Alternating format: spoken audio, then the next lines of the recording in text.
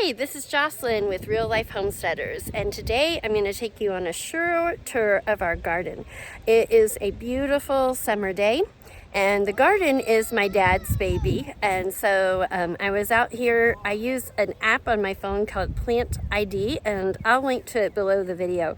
But sometimes when you are gardening, you'll come across a weed and you're like, is this a weed or is this my basil? Is this a weed or is this my green bean? And especially when they're younger, they can be more challenging. So I came out and was using the app to identify a few things we were questioning. But as you can see in the background, there's my dad and my daughter, and the garden is my dad's baby. He loves to be out here working in the garden, so we're going to go on a short tour of the garden.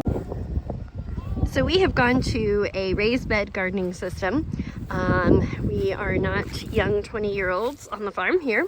Our daughter's 9, but as we've gotten a little bit older, just trying to bend down and do a conventional in the ground garden bed was just really challenging physically. The other thing that we found was the location that we're using for our garden that works really well based on our layout is on what used to be an old driveway.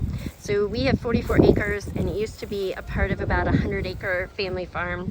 And so it was divided years ago into 3 major plots and 4 smaller plots.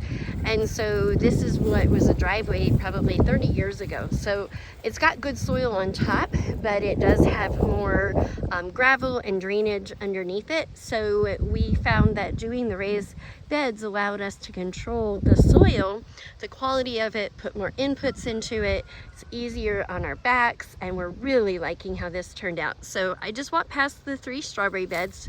We have gotten an amazing amount of strawberries. This year was challenging with all of the late freezes that we had here in Ohio. And this is an empty bed that is ready, or my dad might have something planted in it that hasn't come up yet. So he's still putting in some of our summer crops. This is our asparagus. It was put in last year, so this year is our first year getting to harvest off of it. And actually there's a little asparagus. Now, we don't harvest right now, but we got 2 or 3 cookings off of it this year, which was such a treat.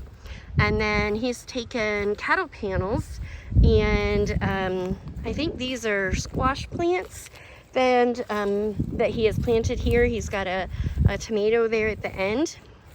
And then we have our compost bins that we add like all of extra things that we can't feed the chickens, because the chickens get our treats, as we call them, from the table, our scraps.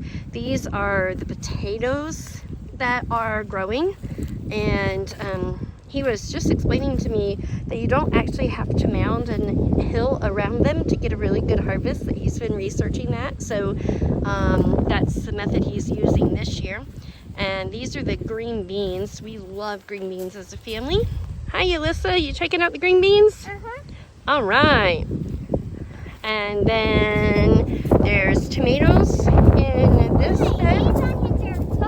And yes, you found some of the onions. Those look good. They are close to that. We had onion starts, and we had like 2 trays that we started, and they did really good. But then with our early weather, we really struggled with them out in the garden, and I think we've lost a lot of our onion crop, unfortunately, this year. But he's also trying out copper rods in the garden to see how that helps things grow. And then at the end, we have some elderberry bushes. We had tried doing this is like the upper section, and it went all the way down to kind of this like divot you can see here. And the lower half did not do well. And we think it might have something to do with our drainage and the fact that this was a little bit higher, the part that did really good. But we get a really nice crop of elderberries off of this every year. And then this is our arbor with the seedless grapes. Our seeded grapes are on the other side of the house, because if you put them too close to each other, then they can cross-pollinate, and you can end up with seedless grapes, and your grapes become a whole new variety. So that is our garden tour of the day at Real Life Homesteaders. Thank you for joining me today on Real Life Homesteaders. We hope you enjoyed our garden tour here in early June or mid-June, And please be sure to like, subscribe, and follow us on YouTube. Make sure to check out our website, reallifehomesteaders.com, and plan now to join us September 17th and 18th for our first annual conference. We're excited to feature Ruth Ann Zimmerman as well as many local homesteaders. All the details are on our website, but now is the time to sign up. It's only 3 months away, so be sure to go to reallifehomesteaders.com today.